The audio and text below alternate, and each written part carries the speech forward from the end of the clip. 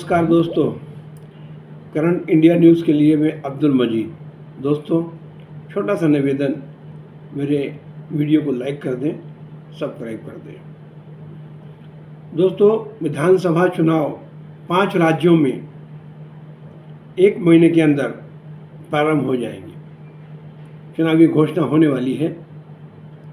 इसी बीच आम सभाओं में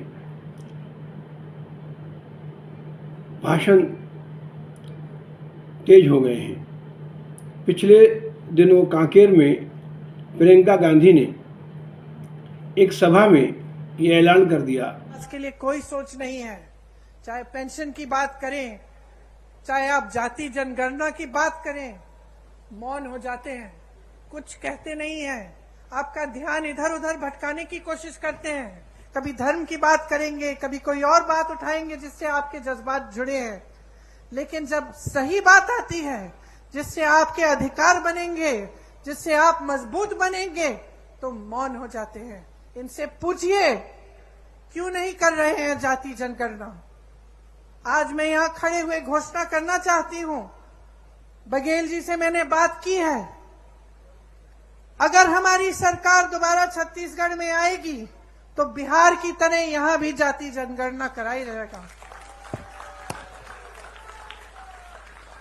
इस ऐलान के बाद छत्तीसगढ़ में खुशी की लहर दौड़ गई। जाति जनगणना राजस्थान में भी सरकार ने कराने की घोषणा कर दी है। इस देश में अब यह आवाज़ बड़ी तेजी से उठने लगी है कि जाति जनगणना होनी चाहिए। जिसकी जितनी हिस्सेदारी, उसकी उतनी सरकारियों में भागीदारी, नौकरियों में भागीदारी, सुविधाओं में भागीदारी, राजनीति में भी भागीदारी होगी। जाति जनगणना से यह पता लगेगा कि इस देश में किस जाति के कितने लोग हैं। 1931 में जनगणना के बाद से लेकर आज तक 90 साल हो रहे हैं, इस देश में जाति जनगणना नहीं हुई है। कई बार ये मांगे उठी हैं, लेकिन जनगणना नहीं कराई गई। बिहार सरकार ने इसे एक मुद्दा बनाकर, इशू बनाकर, हाई कोर्ट में रोक लगने के बाद सुप्रीम कोर्ट में जाकर लड़ाई लड़ी और आदेश जैसे ही पारित हुआ, उन्होंने जनगणना करा दी। और ऐसे वक्त में आंकड़े जारी कर दिए जब चुनाव सामने हैं। बीजेपी इससे बड़ी घबरा गई है, क्योंकि जाति जनगणना अगर होती है तो सबसे बड़ा अफेक्ट अगर पड़ेगा तो बीजेपी पे पड़ेगा। सबका साथ, सबका विकास, सबका विश्वास नारा देने वाली बीजेपी की केंद्र सरकार के लिए जाति जनगणना भारी पड़ जाएगा। मध्य प्रदेश, राजस्थान, छत्तीसगढ़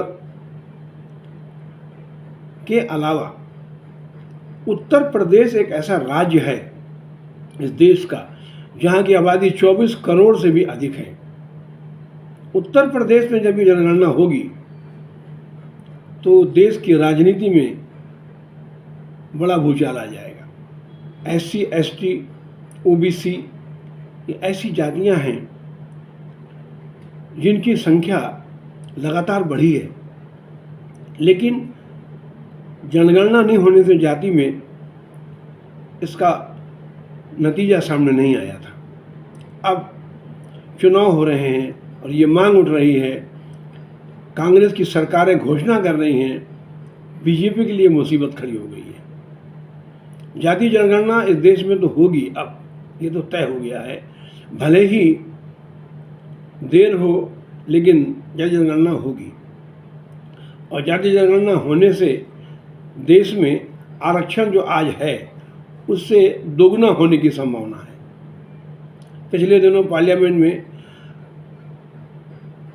महिला आरक्षण विधेयक पास हुआ, जिस पर यह आरोप लगाया गया कि OBC का कोटा नहीं है। लालू यादव ने बहुत पहले कहा था, हम आरक्षण को बढ़ाकर रहेंगे, इसके लिए चाहे कुछ भी करना पड़े। लालू यादव का वो बयान 2023 में सामने आ गया। आरक्षण जिसको लेकर हमेशा विरोध उठता रहा है, अब तो आरक्षण बढ़ने की आशंका हो गई है। बीजेपी कहती थी कि आर्थिक आधार पर जनगणना आरक्षण मिलना चाहिए। आर्थिक नीति के आधार पर आरक्षण होगा तो देश के लिए अच्छा होगा, लेकिन बाकी पार्टियों ने इसका विरोध किया और कहा आरक्षण लागू रहेगा। जातीय जनगणना इस चुनाव में सबसे बड़ा मुद्दा बनकर सामने आने वाला है। देखना है इस चुनाव में ये मुद्दा कितना सफल होता है। नमस्कार।